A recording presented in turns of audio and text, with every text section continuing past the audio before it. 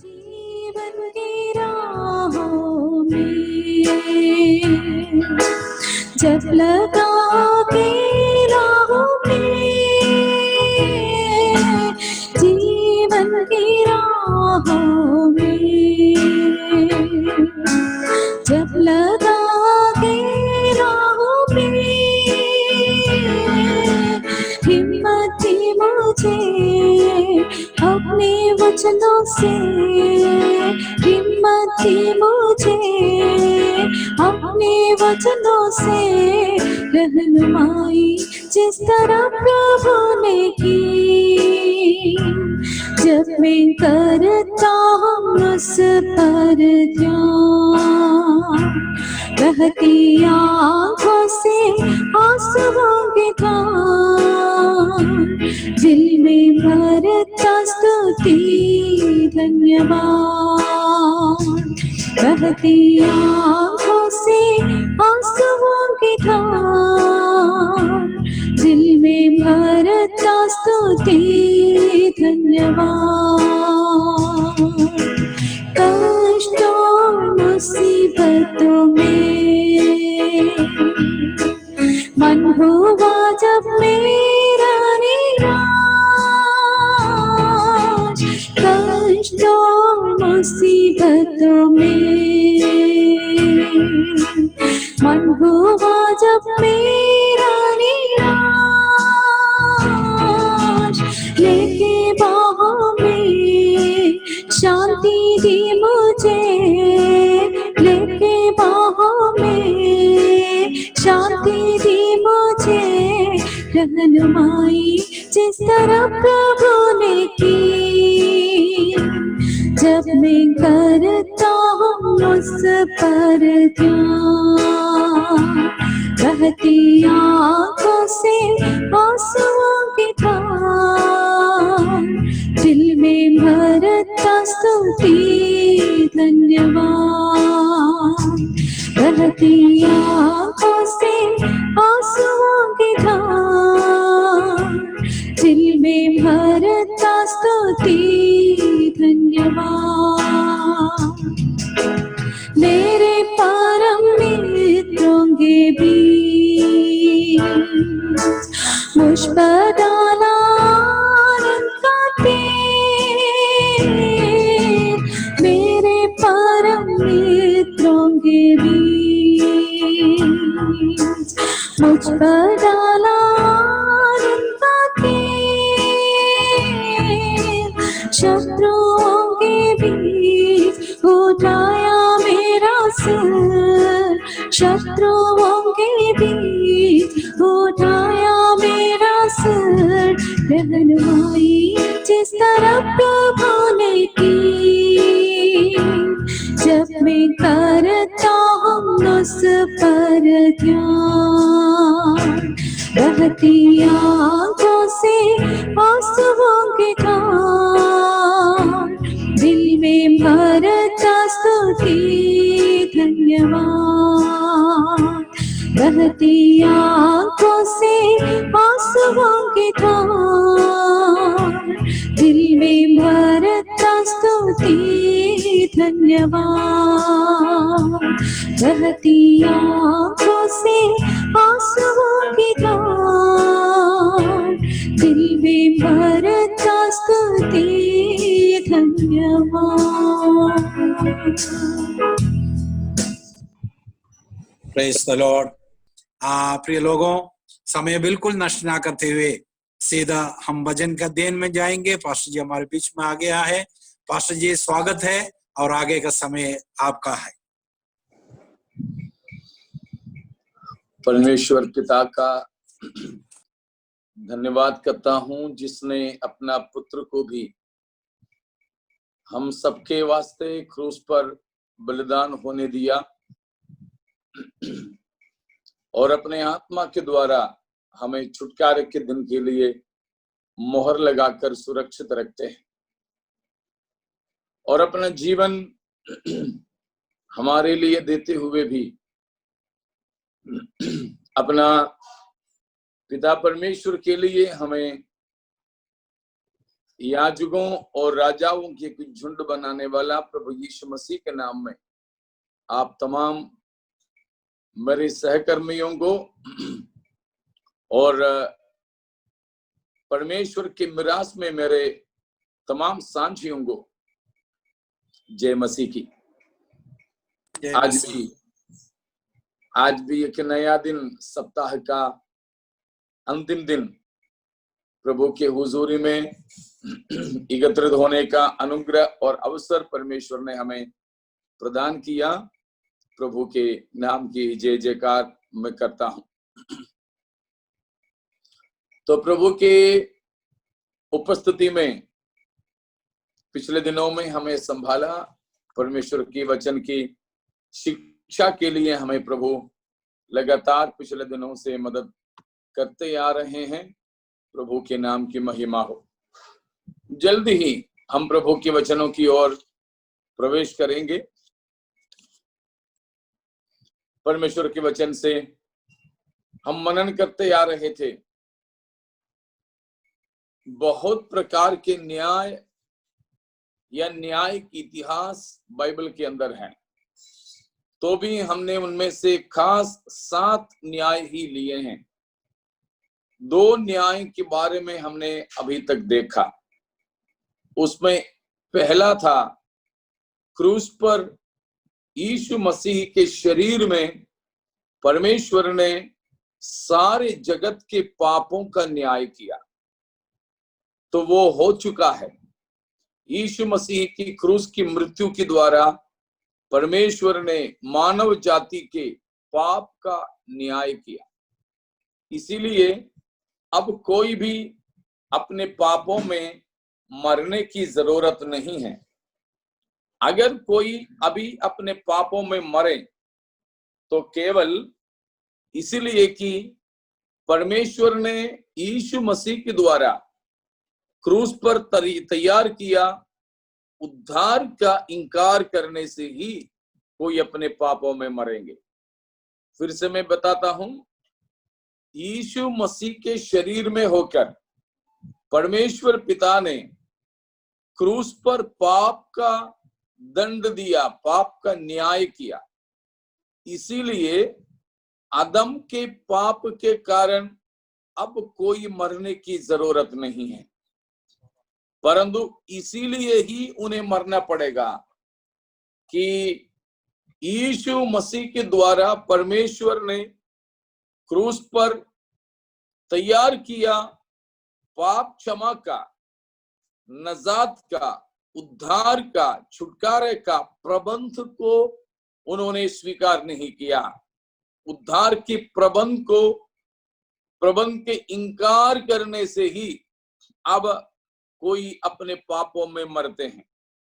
इसीलिए ही हम शिशु बच्चों के बपतिस्मा नहीं देते हैं, क्योंकि जो बच्चे हैं, चाहे किसी का भी क्यों न हो, जब तक अपने आप में पहचान रखकर पाप और पवित्रता के खुद ही में होकर चुनाव नहीं कर पाते, तब तक उनके व्यक्तिगत पाप उन पर गिना नहीं जाता है।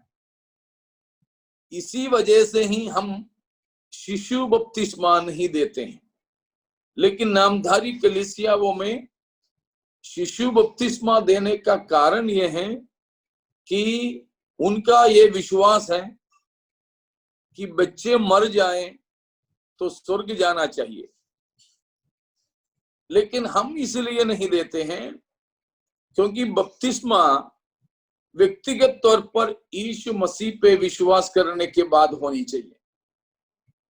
जब तक खुद विश्वास नहीं कर पाता, उस मानसिक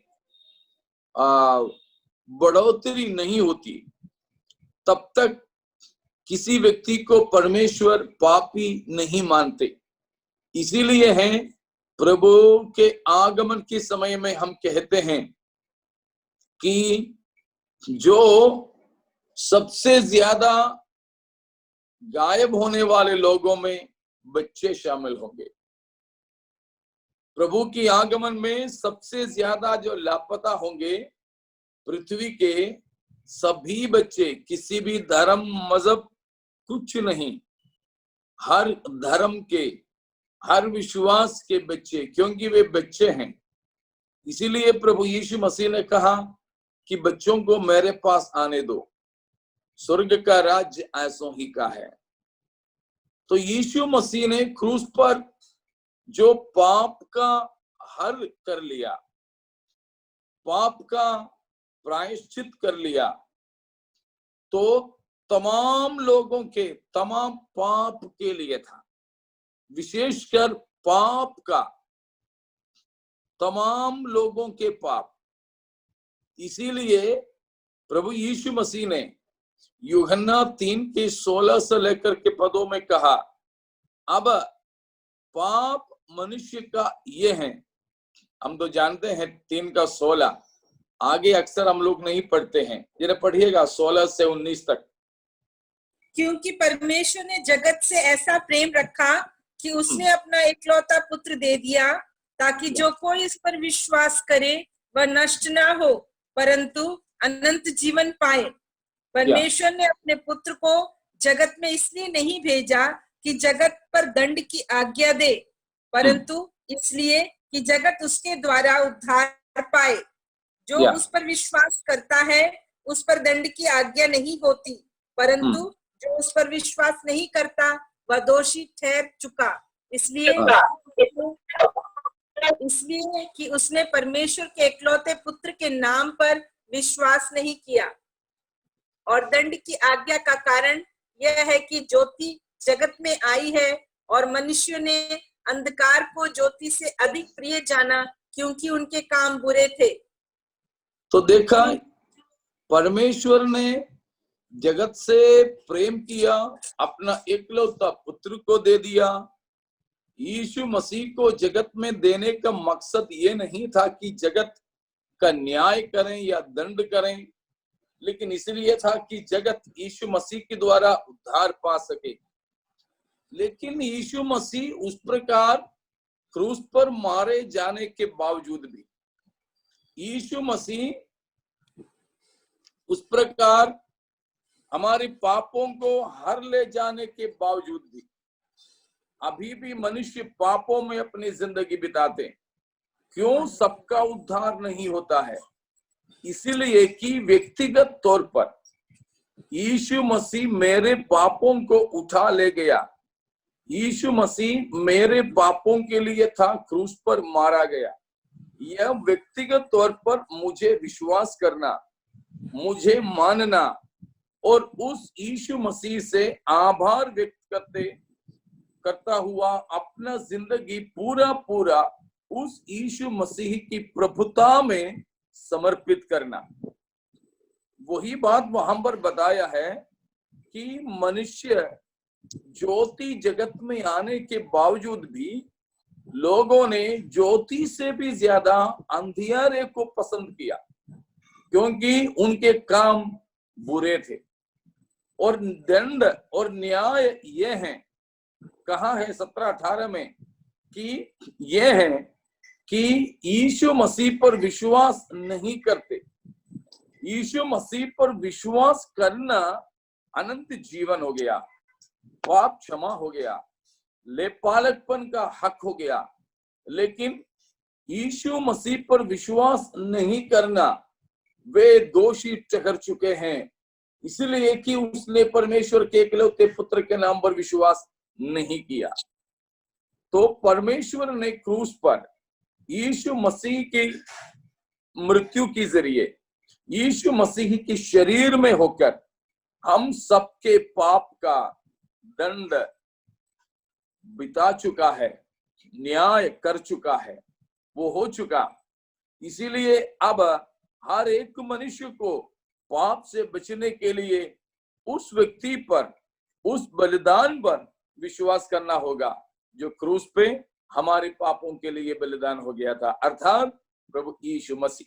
वो बीत चुकी न्याय। दूसरी बात हम कल देख रहे थे, दूसरा न्याय वो वर्तमान में चल ही रहा है। वो है हम खुद के न्याय करते हैं, खुद को जांचते हैं। हर पल में हमें जांचना होगा। उसके बारे में भी हमने कल देखा, उसमें दोहराना नहीं चाहूंगा। आज हम देखना चाहते हैं कि परमेश्वर का न्याय जो भविष्यकालीन है, उस प्रकार के 5 न्याय है, भविष्यकालीन 5 न्याय। हम कोशिश करेंगे एक एक करके देखें। और अगली हफ्ता मुझे कुछ बाइबल स्कूल का भी शिक्षा का समय ठीक इसी समय है, हफ्ते में 2 दिन है, तो उसका देखते हैं कैसे किया जा सके। अगर एडजस्ट नहीं हो पाए तो 2 दिन अगले हफ्ता नहीं हो पाएंगे। 11 बजे से एक बाइबल स्कूल का क्लास है, ठीक है। तो बाकी समयों में होकर हम इन बातों को देखेंगे। तो देखते हैं क्या क्या है भविष्यकालीन जो न्याय हैं। 5 प्रकार के हैं खास तौर पर। उसमें पहला, आप चाहें 1 2 3 करके लिखोगे 7 तक तो तीसरा, नहीं तो भविष्यकालीन 5 न्याय करके लिखोगे तो पहला, जो भी आप जैसे समझे वैसे आप लिख दे। उसमें से भविष्यकालीन न्यायों में से पहला न्याय है पवित्र लोगों के न्याय। पवित्र लोगों के न्याय, इसमें विशेषकर कलीसिया शामिल है। कलीसिया के न्याय बोल सकते हैं, पवित्र लोगों के न्याय बोल सकते हैं। पुराना नियम के भी पवित्र लोग इसमें शामिल हो सकते हैं। इसीलिए हम पवित्र लोग, चाहे पुराने या नया नियम के, कलीसिया के अंदर या बाहर के लोगों के, जो भी हैं, ये पवित्र लोगों के न्याय है। दूसरा कुरिन्थियों 5 का 10वां पद, दूसरा कुरिन्थियों 5 का 10वां पद। क्योंकि अवश्य है कि हम सबका हाल मसीह के न्याय आसन के सामने खुल जाए, कि हर एक व्यक्ति अपने अपने भले बुरे कामों का बदला जो उसने देह के द्वारा किए हो पाए।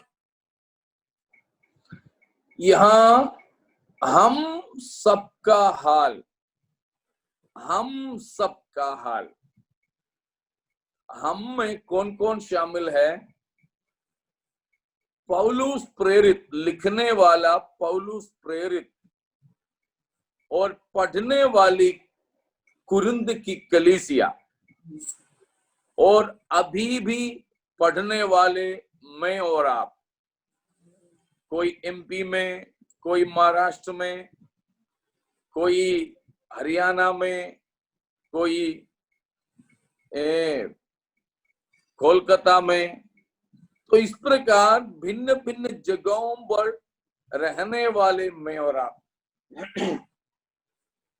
भिन्न भिन्न जगहों पर रहकर परमेश्वर की महिमा करने वाले कलीसिया के सदस्य बने हुए मैं और आप, हम सब उस हम में शामिल है। तो खास पौलुस और कलीसिया शामिल है। कहा है? हम सबका हाल मसीह के न्याय आसन के सामने खुल जाए, कि हर एक व्यक्ति अपने अपने भले बुरे कामों का बदला जो उसने देह के द्वारा किए हैं पाए। तो ये है हम करके वहां बताने के कारण, भले बुरे कामों का प्रतिफल पाने के लिए मसीह के न्यायासन के सामने होने वाला न्याय। तो हो सकता है आप में से किसी किसी के अंदर एक शक आ जाए कि फिर रोमियो 8 का पहले में लिखा बात क्या है?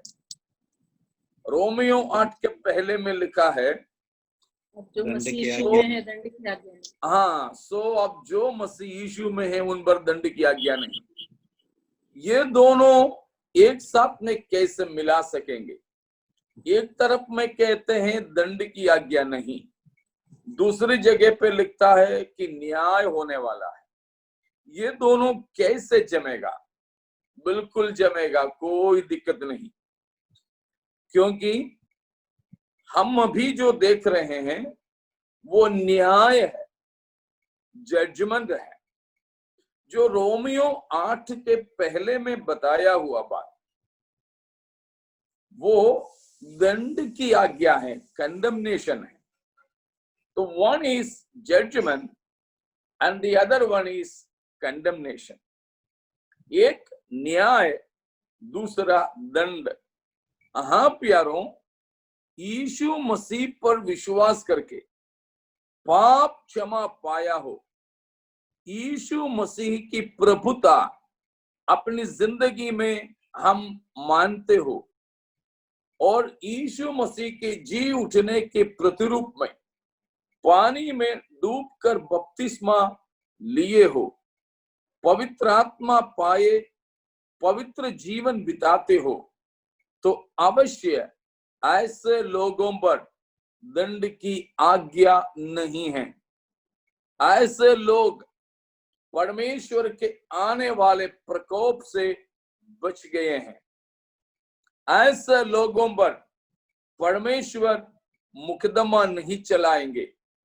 जो पवित्र लोग हैं, उद्धार पाए हैं, छुटकारा पाए हैं, परमेश्वर के संतान बने हैं, पवित्र आत्मा को प्राप्त किए हैं, पवित्र आत्मा का मोहर जिन पर लगे हैं, वचन के अनुसार पवित्र जीवन व्यतीत करते हैं, उन पर अवश्य ही दंड की आज्ञा नहीं है।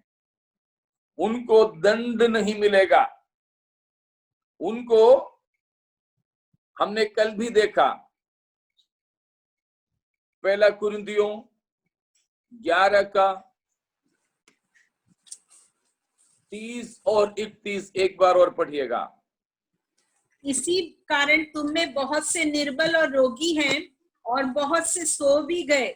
यदि हम अपने आप को जांचते तो दंड ना पाते। हाँ, अगला भी। परंतु प्रभु हमें दंड देकर हमारी ताड़ना करता है, इसलिए कि हम संसार के साथ दोषी ना ठहरे। संसार के साथ दोषी ना ठहरे। अगर परमेश्वर हमें ताड़ना देते हैं तो लिखा है कि इसीलिए है वो कि हम संसार के साथ दोषी ना ठहरे। जरूर हम अगर परमेश्वर के संतान बने हैं, अगर हम परमेश्वर के बच्चे बने हैं, कैसे बनना है मैंने पहले भी बता दिया था। अगर कोई भी व्यक्ति अभी हो या बाद में हमें सुनने वाले परमेश्वर के संतान के हक और पद तक नहीं पहुंचे, आपके लिए मैं बताता हूं कि आपके पापों के लिए क्रूस पर मारा गया, गाड़ा गया, तीसरा दिन जी उठा यीशु मसीह पर विश्वास करें कि यीशु परमेश्वर का पुत्र मसीह है। यीशु परमेश्वर का पुत्र होकर भी मेरे पापों के लिए क्रूस पर मारा गया था।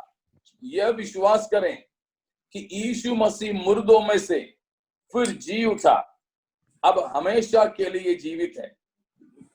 यीशु मसीह के द्वारा मुझे पापों से मुक्ति है, यह विश्वास करें और पापों से मन फिराएं। अपने पापों से मन फिराएं, पापों को छोड़ दें, पवित्र जीवन के लिए समर्पण कर दें, पानी में डूबकर पिता पुत्र पवित्र आत्मा के नाम से बपतिस्मा ले। जब इस प्रकार आप करोगे, सच्चे दिल से पाप को छोड़कर मसीह को अपनाते हुए, तो परमेश्वर के आप संतान बनोगे। आप परमेश्वर के लेपालकपन के हक तक पहुंचोगे। उस प्रकार परमेश्वर के संतान जो भी बने, उन पर दंड की आज्ञा नहीं है। वो संसार के साथ दोषी नहीं ठहरेगा, नहीं ठहरेगी। संसार कौन सी है? जो परमेश्वर को नहीं मानती, परमेश्वर की परवाह नहीं करती, शैतान की चलाए चलती, वो है संसार। उद्धार न पाए हुए लोग, पाप क्षमा नहीं पाए हुए लोग, उनके साथ में कलीसिया, परमेश्वर के पवित्र लोग दोषी नहीं ठहरेंगे। ये बात पक्का है। इसलिए हम फिर से बताते हैं कि कलीसिया पर, पवित्र लोगों पर दंड की आज्ञा नहीं है। फिर से मैं ऐलान करके घोषित करता हूं कि जो यीशु मसीह के द्वारा परमेश्वर के संतान बने हैं, वो संसार के साथ कभी दोषी नहीं ठहरेगा। ये बात बाइबल सशक्त रूप में घोषित करती है। बाइबल उठा करके उद्घोषित करते हैं कि पवित्र लोगों पर दंड की आज्ञा नहीं है, नहीं है, नहीं है। लेकिन अब हम देख रहे हैं पवित्र लोगों के न्याय क्या है। पवित्र लोगों के न्याय वो है जो हमारे कामों का परखना, हमारे उद्धार पाने के बाद, पवित्र लोग उद्धार पाने के बाद, पाप क्षमा पाने के बाद उनकी जिंदगी वे कैसे बिताया, उसके बाद में क्या क्या उन्होंने किया, क्या क्या बोला, कहां कहां गया, क्या क्या खरीदा, किन किन बातों के लिए खर्च कर लिया, क्या क्या भावना अंदर पैदा हुआ, कैसे बर्ताव किया लोगों से। तो इन तमाम कामों के एक परखना होगा। इसीलिए उसको जजमेंट ऑफ द सेंट्स भी बोलते हैं, judgment of the works of saints भी बोलते हैं। पवित्र लोगों के कामों का न्याय। तो पवित्र लोगों के न्याय या पवित्र लोगों के कामों का न्याय, ये दोनों नाम उसको दिया जा सकता है। अर्थात ये न्याय पवित्र लोगों को दंड देने के लिए नहीं, परंतु उनको प्रतिफल देने के लिए हैं। समझ में आ रहा ना? दंड देने के लिए नहीं, परंतु प्रतिफल बांटने के लिए हैं। पवित्र लोगों के न्याय का मतलब यह नहीं कि इस आदमी को स्वर्ग भेजना है या नरक भेजना, नहीं। स्वर्ग और नरक की फैसला नहीं हो रहा है पवित्र लोगों के न्याय पे, परंतु ये हो रहा है कि हमने किए हुए काम परमेश्वर के पवित्रता के हिसाब से, परमेश्वर के नाप तोल के हिसाब से कितना प्रतिफल के योग्य है, कितना उचित था, क्या प्रतिफल मिलना चाहिए, ये बात उसका तय करने के लिए ही ये न्याय हो रहा है। तो प्यारों, उसी के बारे में फिर पौलुस प्रेरित बताता है पहला कुरिन्थियों 3 अध्याय 10 से लेकर 15 तक की पदों में। उधर भी परमेश्वर का दास पौलुस का कहना है कि हमारे कामों को परमेश्वर आग के जरिए परखेंगे। हम हर एक के कार्यों को परमेश्वर अग्नि के जरिए परखेंगे। तो हम सबके काम अग्नि से परखा जाएगा। अगर आग में किसी का काम टिकता है, ठहरता है, तो उसके लिए प्रतिफल मिलेगा, उसके लिए प्रतिफल मिलेगा। यदि नहीं, बहुत बड़े बड़े कामों को, बड़े ट्रैक्टर की ट्रॉली भर के, बड़े बड़े ट्रक भर के, या पूरे कंटेनर भर के, मालगाड़ी के डिब्बों जैसे कभी कभी 50-60 डिब्बे तक मैंने गिना है किसी किसी मालगाड़ी में। उतने सारे डिब्बों में अपने कामों को भर भर के हम इस न्याय के दिन में खड़े होंगे। तो हमारे बगल में खड़े हैं, मैं भी खड़ा हूं, सन्नी पास्टर खड़े हैं, पास्टर अभिषेक खड़े हैं, संजय खड़े हैं, प्रकाश खड़े, सब पास्टर लोग खड़े। मानो मेरे पास में तो बहुत सारे ट्रॉलियां हैं, मेरे पास में तो बहुत सारे मालगाड़ियों के डिब्बे भर भर के, लेकिन सन्नी पास्टर ने तो बस एक ट्रक में थोड़ा सा सामान लाया।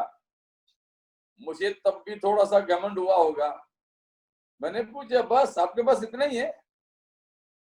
हाँ पास्टर इतना ही है। उनको थोड़ा सा शर्म भी है मेरे पास, इसलिए थोड़ा सा झुक झुक करके बोला, बस इतना ही है पास्टर। मैंने कहा, पर इतना साल आप क्या कर रहा था? क्यों राजस्थान में जाके काम किया? क्या कमाया? तो वो बेचारा चुप रहा। लेकिन पहले मेरा नंबर आया, मैं तो बड़ा घमंड करके, कॉलर पकड़ के, सिर उठा के, सीना तान के तो निकला मेरे सारे कामों को लेकर आग में। लेकिन निकलते निकलते ही मेरा सारा काम मानो भूसे बन गए, भस्म बन गए, राखड़ बन गए। बड़े मुश्किल से मैं तो उस अग्नि की नदी का पार कर लिया। मुश्किल से मेरा मालगाड़ी कहाँ गया, ट्रॉलियां कहाँ गई, कुछ पता नहीं। मेरा सब काम आग में निपट गए। लेकिन पास्टर ने तो उनकी थोड़ा सा काम लेकर के आग से निकले तो उनका चमकने लगा। भले ही थोड़ा था, लेकिन आग से बाहर आ गया तो इतना चमकदार हो गया कि चमक चमक करके लोगों के ध्यान उन पर थे। देखिए, इसी प्रकार पौलुस वहां बताता है, पहला कुरिन्थी 3:10 से लेकर 15 तक की पदों में, कि हम सबके कामों को परमेश्वर परखेंगे। मैं इसके बाद में उसके बारे में विवरण दूंगा।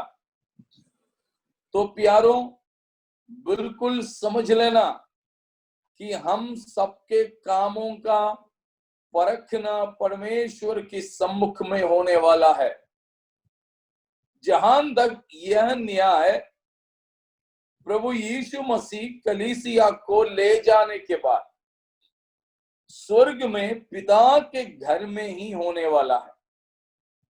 ठीक है, ये न्याय किसका होगा? देखा, उद्धार पाए हुए तमाम पवित्र लोगों के होंगे। कौन करेगा? हर एक न्याय, सातों न्याय में जो दूसरा वाला छोड़ के बाकी सब कुछ का न्यायी हमारे प्रभु यीशु मसीह है। विशेषकर भविष्यकालीन पांचों न्याय के न्याय करने वाला हमारे प्रभु यीशु मसीह है। तो किसका न्याय होगा? तमाम उद्धार पाए हुए पवित्र लोगों के न्याय होंगे। कौन न्याय करेगा? यीशु मसीह न्याय करेंगे। किस चीज का न्याय होगा? उद्धार पाने के बाद हमने किए हुए तमाम कामों के न्याय होंगे। ये न्याय कब होगा?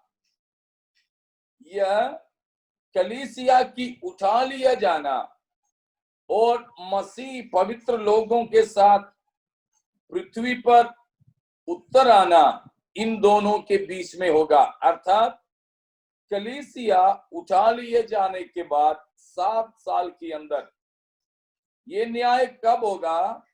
जब पृथ्वी पर परमेश्वर मां क्लेश होने देंगे, उस समय में होगा। जब पृथ्वी पर मसीह विरोधी का राज चल रहा होगा, तब होगा ये न्याय।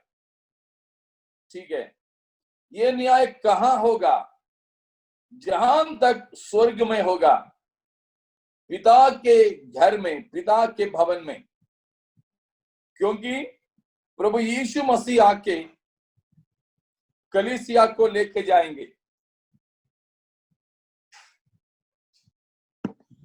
मसीह कलीसिया को लेकर, कल भी हमने देखा, पिता के घर में हमें लेके जाएंगे। यीशु मसीह ने कहा कि मेरे पिता के घर में बहुत से निवास स्थान हैं, यदि नहीं होता तो मैं तुम्हें बता देता। मैं तुम्हारे लिए जगह तैयार करने जाता हूं। वो जब पूरा हो जाए तो मैं फिर से आकर के तुम्हें अपने वहां ले जाऊंगा, जहां मैं रहूं वहां तुम भी रहें। तो वहीं पिता के घर में ही, पिता के घर में ही न्याय होगा, और कहीं नहीं।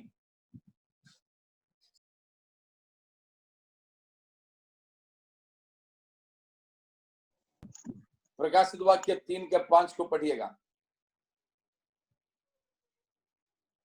जो जय पाए उसे इसी प्रकार श्वेत वस्त्र पहनाया जाएगा, और मैं उसका नाम जीवन की पुस्तक में से किसी रीति से ना काटूंगा, पर उसका नाम अपने पिता और उसके स्वर्गदूतों के सामने मान लूंगा।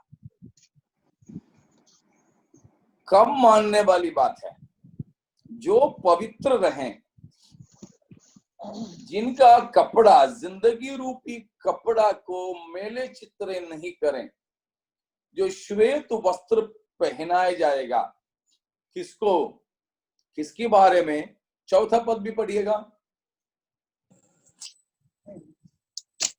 4 वचन। पर हाँ, सरदिस में तेरे यहाँ कुछ ऐसे लोग हैं जिन्होंने अपने अपने वस्त्र अशुद्ध नहीं किए। वे श्वेत वस्त्र पहने हुए मेरे साथ घूमेंगे, क्योंकि वे इस योग्य हैं। यहां 5वां पद में यीशु मसीह ने कहा कि उनके नाम मैं अपने पिता और उसके स्वर्गदूतों के सामने मान लूंगा। किनके नाम? जो 4था पद में बताया, जिनके वस्त्र अशुद्ध नहीं किए गए। वहां का वस्त्र का मतलब हमारे पैजामा कुर्ता पैंट शर्ट नहीं, परंतु जिंदगी है, जीवन रूपी वस्त्र। ओके, जिंदगी रूपी वस्त्र। हमारे जीवनों को हमें पवित्र रखना है। हमारे जीवनों को जब पवित्र रखें, तब हम योग्य होकर यीशु मसीह के साथ में घूमेंगे। यारों, संसार में घूमने फिरने को आपको ना मिले तो छोड़ दो। ताजमहल आपने नहीं देखा तो कोई घाटा नहीं, ठीक है। अगर आप और कहीं घूमने फिरने नहीं गया तो कोई परवाह नहीं। पिकनिक नहीं गए तो कोई घाटा नहीं आपको। लेकिन हम मसीह के साथ अनंत जीवन में घूम सकेंगे। मसीह के साथ में उस यीशु मसीह जहां रहेंगे, उस अनंतकालीन राज्य जैसा सुंदर सा जगह पृथ्वी पे आपको कहीं नहीं मिलेगा। यहां तक कि पाप करने से पहले आदम में आदम को भी नहीं मिला था। समझ में आए? आदम और हव्वा को आदम की वाटिका में जो रहने को मिला था, वो अदन की वाटिका से भी बहुत ही बहुत ही बहुत ही सुंदर होगा। अब हमें मिलने वाला वो राज्य, वो देश, मसीह के साथ जहां हम मिलकर रहेंगे। Praise the Lord. इसीलिए हम ये बात को अक्सर कहते हैं, आदम में हमने खोया हुआ बात ज्यादा है या मसीह में हम पाने वाली बात ज्यादा है? मसीह में पाने वाली बात ज्यादा है। हालेलुया। हालेलुया। तो आदम में हमने जितना खोया उसकी बहु बहु बहु गुना ज्यादा मसीह में हमको वापस मिलेगा। जब वो जानेंगे तब है, आदम और हव्वा पर हम कोई आरोप नहीं लगाएंगे, परंतु उस आदम के पाप के लिए भी हम परमेश्वर का धन्यवाद करते हैं। यदि आदम पाप नहीं किया होता, आज तो हमको ये कुछ सीखने को नहीं मिलता। अगर आदम पाप नहीं करता तो परमेश्वर का प्रेम से हम वंचित रहते, क्योंकि हम नहीं जान पाते परमेश्वर का प्रेम। आदम ने जब पाप किया, परमेश्वर की उपस्थिति से मानव हट गए, क्रोध के दंड के पात्र बने, तभी तो परमेश्वर ने अपना प्रेम को कलवरी पर प्रकट किया। इसीलिए हम परमेश्वर की प्रेम के पात्र बने। हालेलुया। अगर आदम में हमने थोड़ा सा महिमा को खोया, तो परमेश्वर यीशु मसीह में हम तो बेशुमार तरीके से, बेमिसाल तरीके से हम तो जलाल को वापस पाएंगे। Praise God. आदम मर्तता में था, लेकिन हमको आदम के पाप के कारण यीशु मसीह के द्वारा अमर्तता मिलने वाला है। मर्तता खोया और अमर्तता को पाया तो क्या खोया हमने? कुछ नहीं खोया। समझ में आ रहे होंगे आप लोगों को। हमने मर्तता को आदम में खोया, लेकिन हमने मसीह में अमर्तता को पाए हैं। हालेलुया। आदम वो महिमा को खोया जो उसके पास में थोड़ा सा था, लेकिन उस समय में भी रात को प्रकाश देने के लिए चांद की, दिन में प्रकाश देने के लिए सूरज की जरूरत थी। लेकिन हम वो महिमा पाने वाले हैं जिसकी प्राप्त करने से दिन को उजियाला देने के लिए सूरज की जरूरत नहीं, और हम वो महिमा पाने वाले हैं जहां रात ही नहीं, और रात को इसलिए ज्योति देने के लिए चांद की भी जरूरत नहीं। देखो, खोया ज्यादा हमने कि पाए ज्यादा? हालेलुया। मसीह में हमने पाए ज्यादा। इसीलिए यहां प्रकाशित वाक्य 3 के 4 और 5 में यीशु मसीह ने कहा, जो प्रभु में आने के बाद, उद्धार पाने के बाद अपनी जिंदगी रूपी वस्त्र को अपवित्र होने नहीं देंगे। पवित्रताई में जो अपने वस्त्र को रखे रहेंगे, जिंदगी रूपी वस्त्र को, वे मसीह के साथ घूमे फिरेंगे। और यीशु मसीह ने कहा हुआ एक विशेष बात उधर लिखा है, मैं उनके नाम मेरे पिता और पिता परमेश्वर के दूतों के सामने मान लूंगा। मुझे नहीं पता कि आप में से कितने लोग उसकी गहराई में उतर पा रहे हैं। हम लोग मानो एक शादी में ही पहुंच गए। एक सादा सीधा शादी में पहुंच गए। उधर हम देखेंगे हमारी पहचान वाले कौन कौन हैं।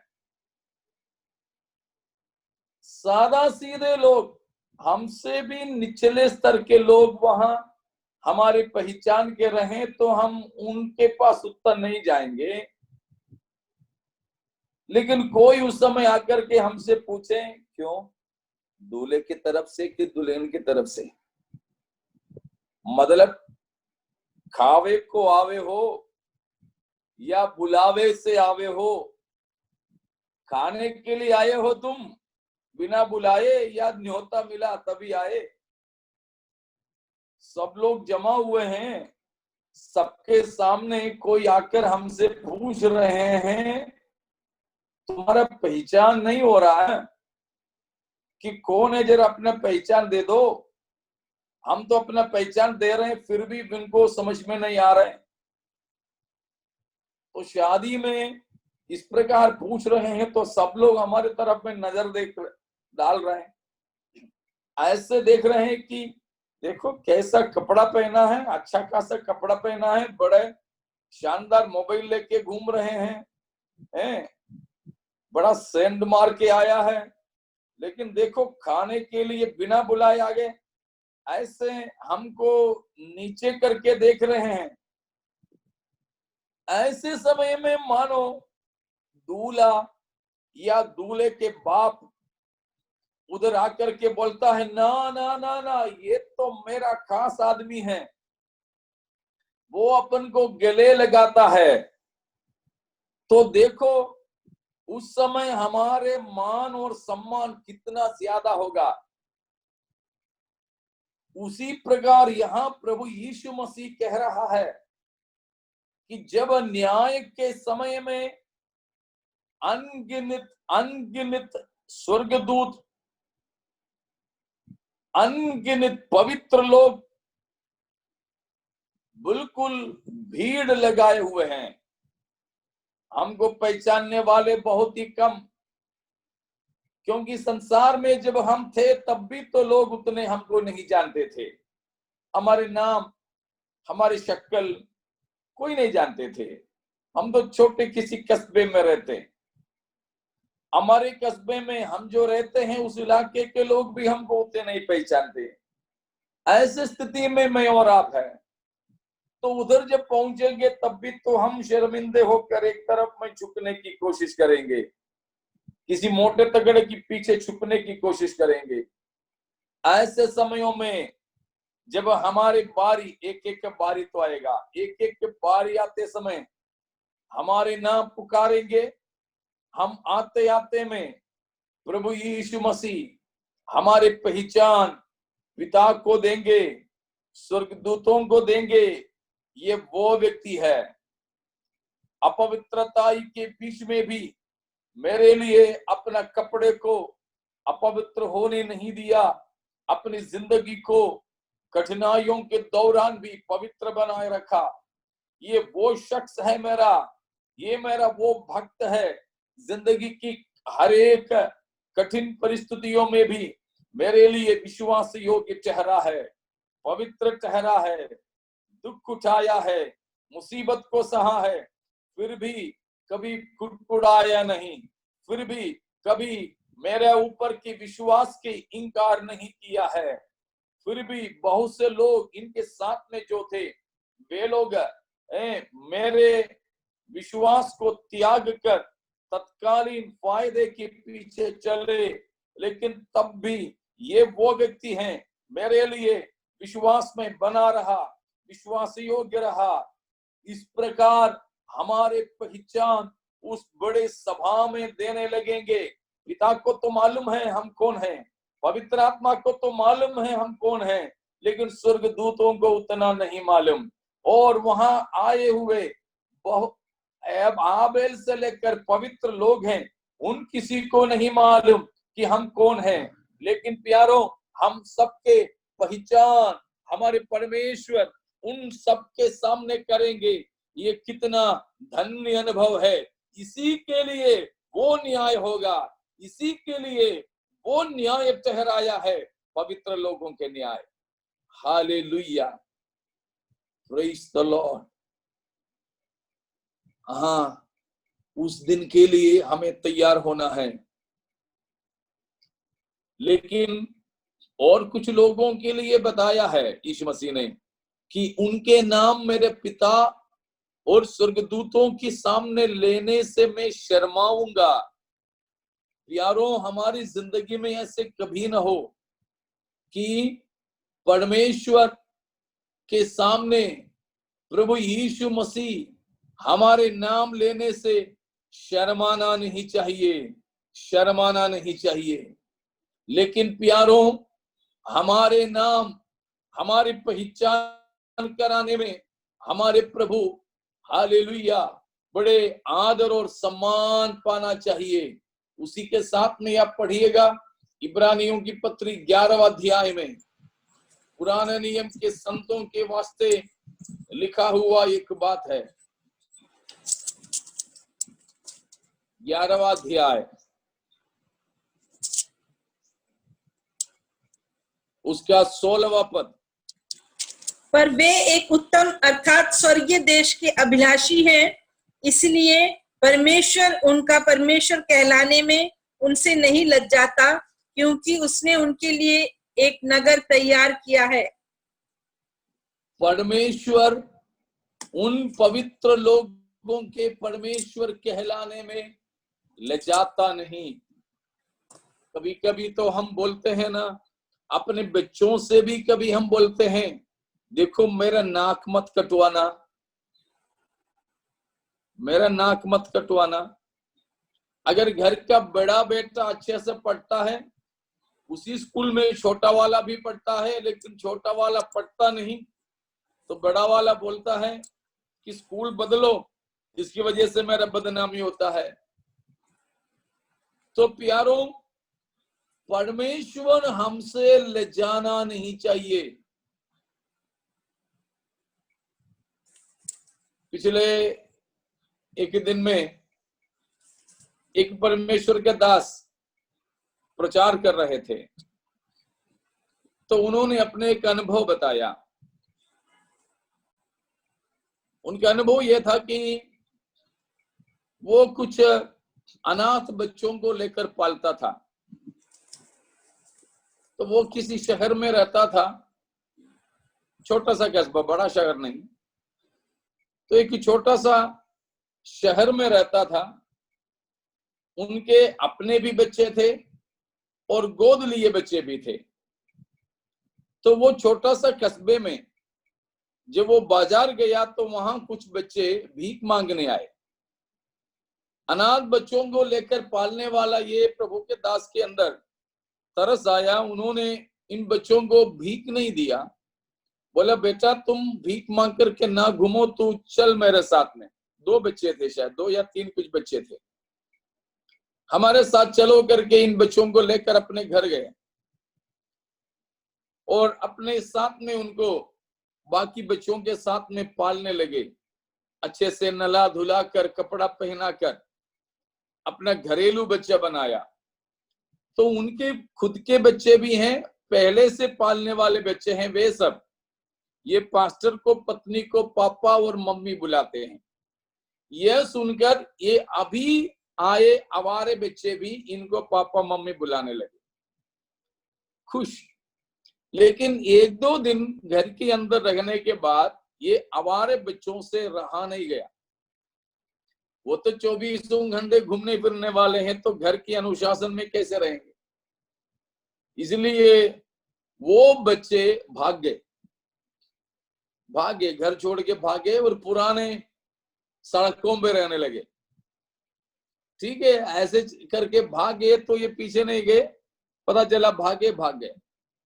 लेकिन बात ये हुआ, ये प्रभु के दास और उनकी पत्नी, उसके बाद छोटा कस्बा है, वहां कोई सामान लेने दुकान में गए, बाजार में गए, तो ये बच्चे पहले जैसे भीख मांग रहे हैं। इन बच्चों ने ये पास्टर और उनकी पत्नी को देखा, देख करके 2 दूरी से पापा पापा, मम्मी मम्मी पुकारते हुए दौड़कर आने लगे। तो ये आवारे बच्चे, भिखारी बच्चे पापा मम्मी करके बुला रहे हैं, ये सुनकर पूरे बाजार जाग उठे कि इन बच्चों के पापा मम्मी कौन है। सब हमारे ये पास्टर पत्नी को देखने लगे। वो बताया कि उस समय में उनका जो शर्मनाक स्थिति, बाजार में घूमने वाले आवारे बच्चे, माँ बाप कौन है नहीं पता, वो बच्चे अगर ये पास्टर को आके पापा बुलाने लगे, आप उस स्थिति को जरा सोच लो। आप किसी बाजार में खड़े हैं, आवारे बच्चे आके आपको पापा बुला ले तो हालात क्या होगा। आपने 2000 का नोट भी किसी को दिया है, बाकी लेने नहीं रुकोगे। आप सोने का भाव कर रहे थे, आपका तोल लिया, पैसा भी दे दिया, लेकिन सामान लिए बिना वहां से भागोगे, क्योंकि आप उन बच्चों के बाप कहलाने से शर्मा रहे हो। लेकिन यहां पर बताया कि कुछ भक्त लोगों के लिए जब किसी भी बाजार में खड़े होकर परमेश्वर को वे पापा परमेश्वर बुला ले, तो उनके परमेश्वर कहलाने से परमेश्वर ले जाता नहीं। हाँ, प्रभु यीशु मसीह के आगमन के बाद, पवित्र लोगों के उठा लिए जाने के बाद, स्वर्ग में पिता परमेश्वर के, पवित्र आत्मा परमेश्वर के और तमाम अनगिनत स्वर्गदूतों के और पवित्र लोगों के समक्ष परमेश्वर हमारा वर्थ, हमारी योग्यता क्या है प्रस्तुत करेंगे। उस दिन प्यारों हमारे आदर होगा, हमारे सम्मान होगा। हालेलुया। देखिए 2 वचन को आप पढ़िएगा। एक तो हम पहले एक बार पढ़े थे, पहला कुरिन्थियों 4 अध्याय का, पहला कुरिन्थियों 4 का 5 की आखिरी वाक्य ही पढ़ना है, एक सेंटेंस ही पढ़ना है। और मनों के अभिप्रायों को प्रकट करेगा, तब परमेश्वर की ओर से, तब परमेश्वर की ओर से हर एक की प्रशंसा होगी। तब परमेश्वर की ओर से हर एक की प्रशंसा होगी। कितना ही धन्य अनुभव है जब परमेश्वर की ओर से हमारे प्रशंसा हो तो। हालेलुया। तो परमेश्वर की ओर से हमारी प्रशंसा होना है। ये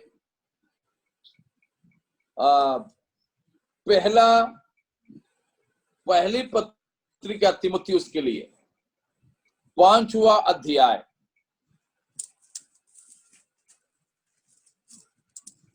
उसका भी आखिरी पद 25वां पद, पहला तीमुथी 5:25। और जो ऐसे नहीं होते वे भी छिप नहीं सकते। परमेश्वर अपने अपने कामों को, चाहे भले हो या बुरे, भले कुछ बुरे, हाँ भले हो या बुरे, इन कामों का परमेश्वर प्रकट करेंगे। वो कुछ भी छिप नहीं सकते, छिप नहीं सकते। तो देखिए प्यारों, परमेश्वर ये पवित्र लोगों के न्याय के समय में क्या करता है, उद्धार पाने के बाद हमारी जिंदगी को, हमारे जीवन के तमाम कार्यों को, कामों को प्रकट करेंगे। तो परमेश्वर हमारे कामों को प्रकट करके, वो कैसा था प्रकट करके उसके लायक क्या है हमें देते हैं।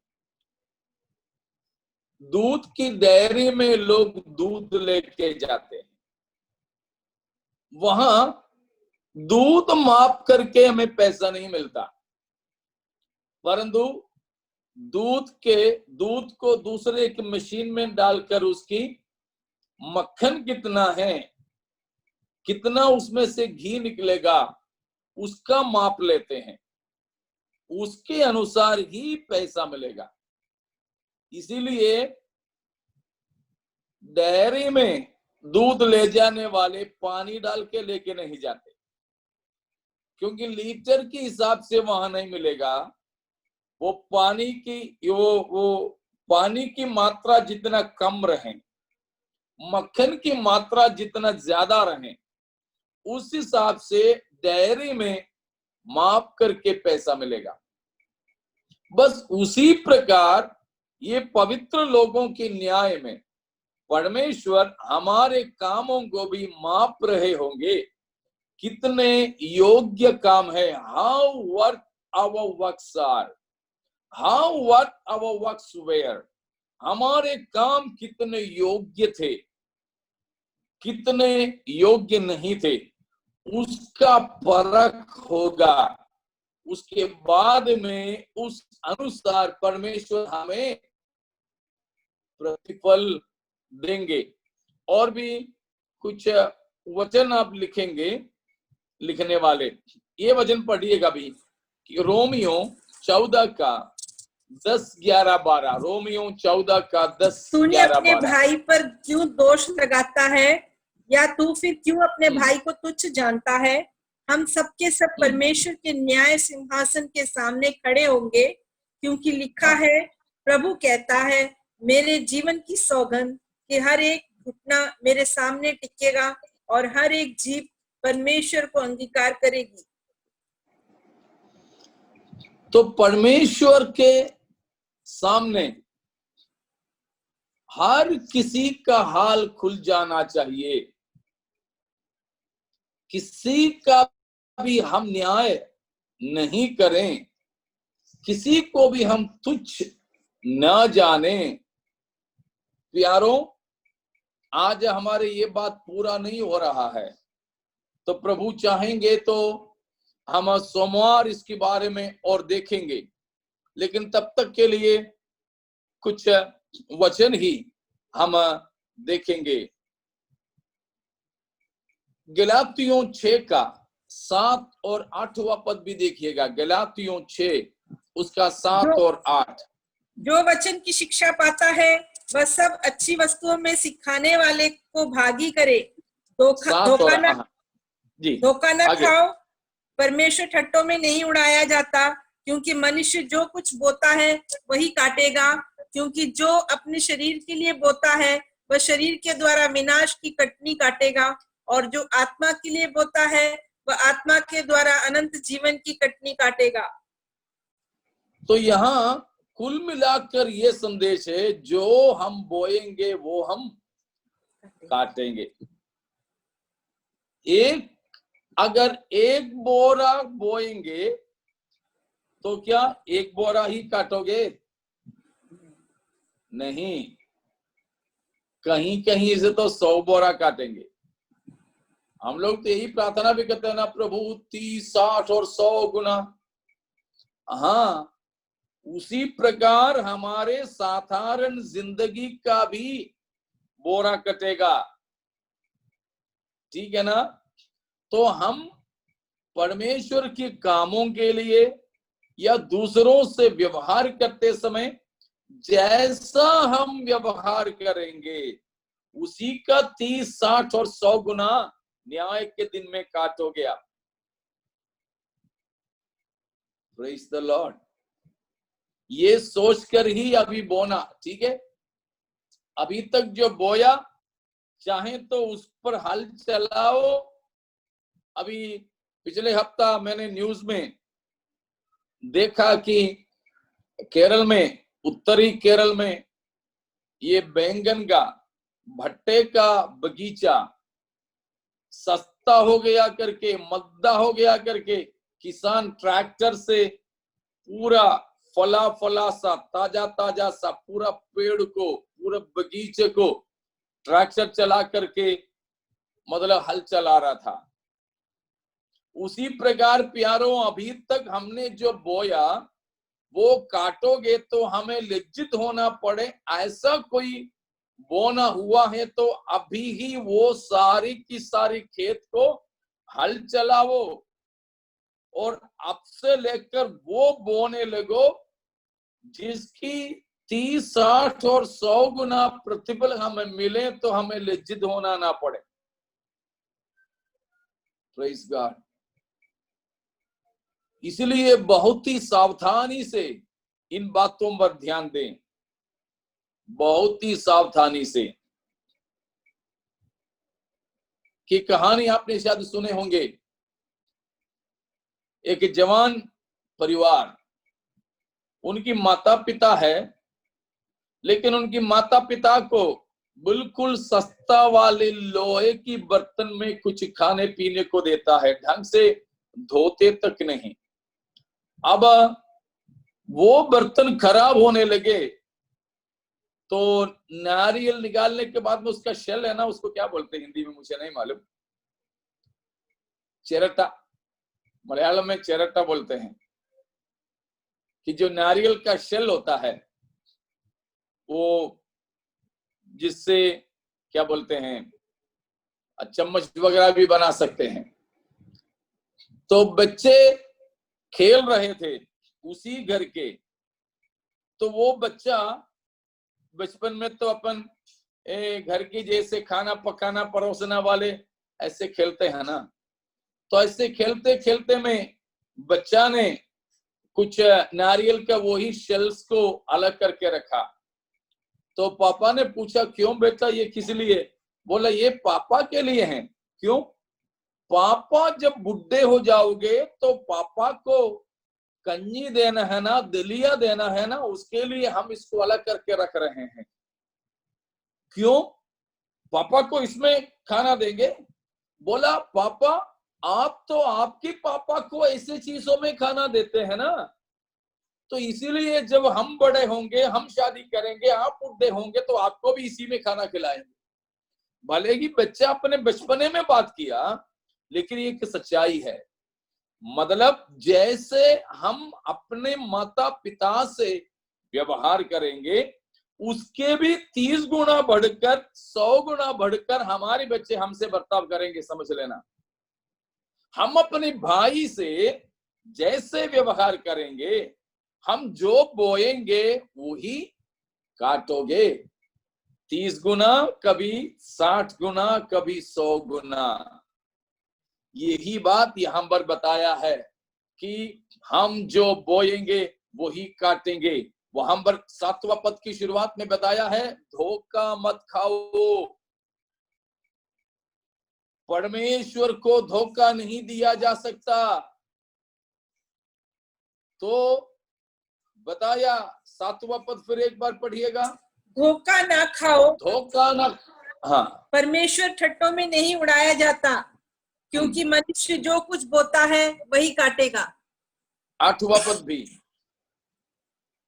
क्योंकि जो अपने शरीर के लिए बोता है वह शरीर के द्वारा विनाश की कटनी काटेगा, और जो आत्मा के लिए बोता है वह आत्मा के द्वारा अनंत जीवन की कटनी काटेगा। हाँ, तो हम आज ये तय करें कि हम क्या बोते हैं। अगर हमने बोया उसी का वही बीज उग करके फल लावे, तो हमें अनंत जीवन के लिए घाटा होगा या मुनाफा होगा। खुद ही सोच लें, अपनी जिंदगी को, रवैयों को बदलने का समय बहुत आ चुका है। इसीलिए प्यारों, मैं यहाँ समाप्त करना चाहूंगा।